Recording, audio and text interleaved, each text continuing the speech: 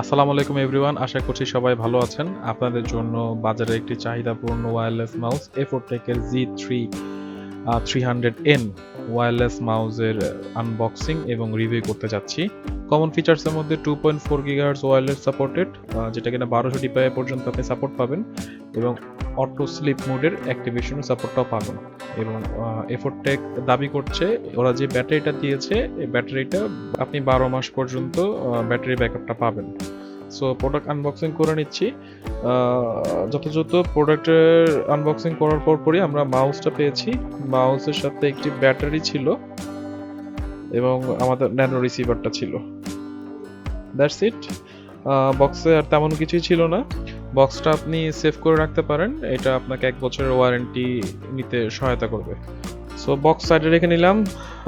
দেন হচ্ছে আমাদের ব্যাটারিটা যথাযথ ভালোই ছিল।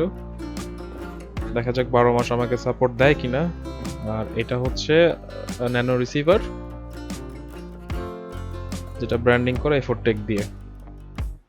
আর এটা অটো ইনস্টল হয়ে যাবে আপনি পিসিতে লাগানোর সাথে সাথে।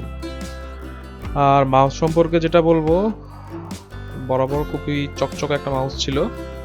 তবে আপনি চাইলে পরবর্তীতে ডাবল এ সাইজের ব্যাটারি ইউজ করতে পারবেন এবং ন্যানো রিসিভারটাও ইনসার্ট করে ক্যারি ফরওয়ার্ড করে ইউজ করতে পারবেন।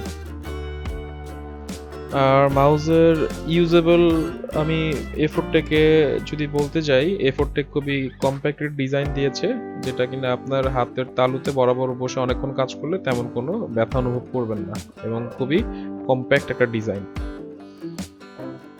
সো এই ছিল মাউস সম্পর্কে বলা। আশা করছি আপনাদের সবাই ভালো লেগেছে। ভালো লেগে থাকলে অবশ্যই সাবস্ক্রাইব এবং লাইক দিয়ে সঙ্গে থাকবেন। আসসালামু আলাইকুম।